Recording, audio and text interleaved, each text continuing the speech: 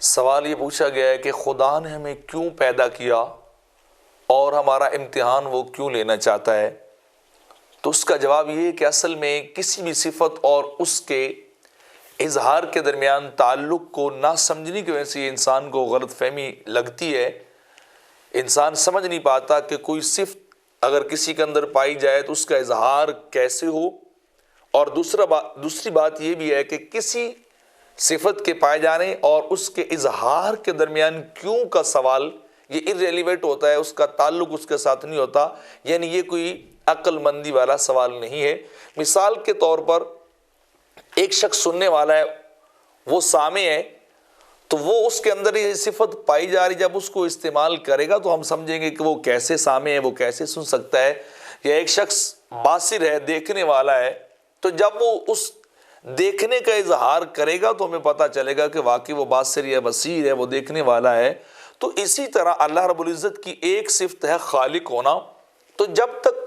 اس صفت کا اظہار نہیں ہوگا ہمیں اس صفت کا پتہ ہی نہیں چل سکتا کہ وہ خالق کیسے، اس نے پیدا کیسے کیا۔ تو اس نے انسان کو اسی لیے بنایا تھا کہ اس کے خالق ہونے کی صفت کا اظہار ہو سکے، اور اظہار ہو اور لوگوں کو سمجھ آئے، لوگ سمجھیں کہ واقعی خالق وہ ہوتا ہے جو اس طرح کی چیزیں بناتا ہے، جیسے تبارک اللہ احسن الخالقین، اللہ خوبصورت پیدا کرنے والا ہے، اللہ سب سے زیادہ حسین پیدا کرنے والا ہے، اور وہ سب سے زیادہ برکت والا بھی اور سب سے زیادہ حسین وہ پیدا کرنے والا ہے۔ تو جب تک ہم صفت، کسی بھی صفت کی بات کر رہا ہوں، کسی ایک خاص صفت کی بات نہیں کر رہا،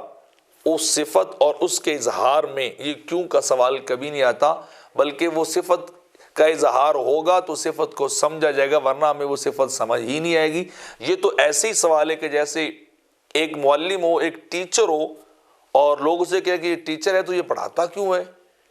یہ معلم ہے تو یہ تعلیم کیوں دیتا ہے؟ تو بھائی وہ ہمیں پتہ ہی تب چلے گا جب وہ پڑھائے گا، یہ اس کی ذمہ داری ہے،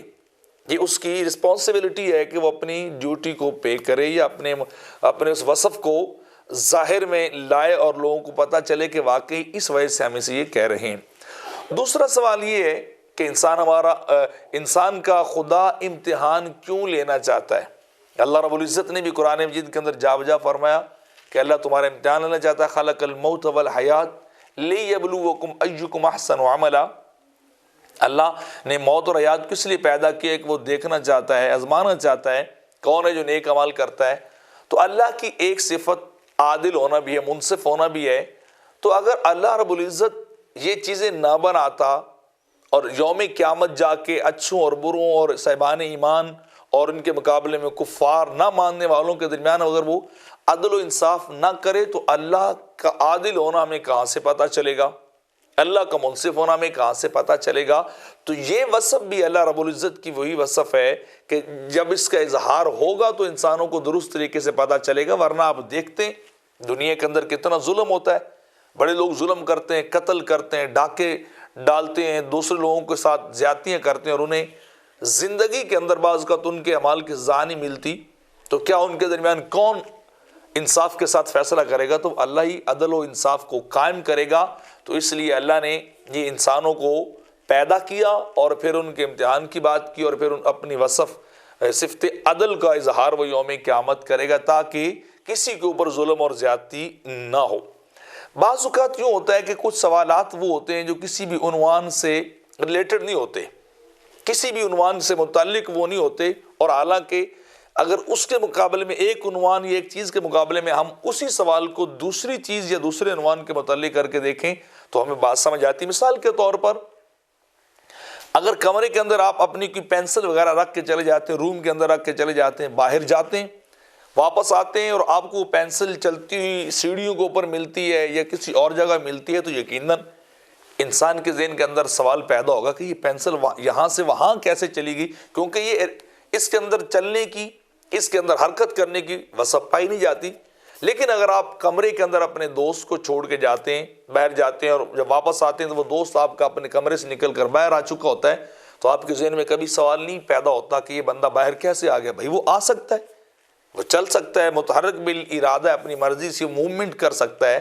تو اسی طرح کافی یہ سوالات اگر ہم کسی اور ذات کے بارے میں کریں تو یہ ریلیٹڈ سوالات بنتے ہیں، ریلیونٹ سوال بنتے ہیں، لیکن اگر ہم خدا کے بارے میں یہی سوالات کریں تو یہ سوالات اللہ کے بارے میں کبھی بھی ریلیونٹ کوسچن نہیں بن سکتا. کیوں؟ خدا ہوتا ہی وہ ہے، اللہ ہے ہی وہ جس کے اندر یہ صفات پائی جاتی ہیں. اور وہ صفات، پھر دوسری بات یہ بھی ہے کہ اس کی ذات سے نہ عین ہے اس کی ذات کا، نہ اس کی ذات سے جدا ہے، اس کے ساتھ ہی موجود ہے جیسے وہ چاہتا ہے. تو لہٰذا ہم اگر سمجھنے کی کوشش کریں دنیاوی اعتبار سے تو ہم نہیں سمجھ سکتے. ہم خدا کو صرف اتنا سمجھ سکتے ہیں جتنا خدا نے ہمیں سمجھنے کی صلاحیت دی ہے، یا جتنا اجازت دی گئی ہے نبیوں کے ذریعے سے اور پیارے آقا علیہ السلام کے ذریعے سے. تو اتنی ساری اجازت کے اندر ہے کہ ہم سمجھ سکتے. اس سے باہر نکلیں گے تو ہم کبھی بھی خدا کو نہیں سمجھ سکتے، نہ اس کے بارے میں اپنے دنیاوی قوانین اور رولز کو اپلائی کر سکتے ہیں. علمی اور مسائل شریعہ پر مشتمل ویڈیوز اور خطابات حاصل کرنے کے لیے ہمارے چینل پرو مظہر فرید کو سبسکرائب کریں.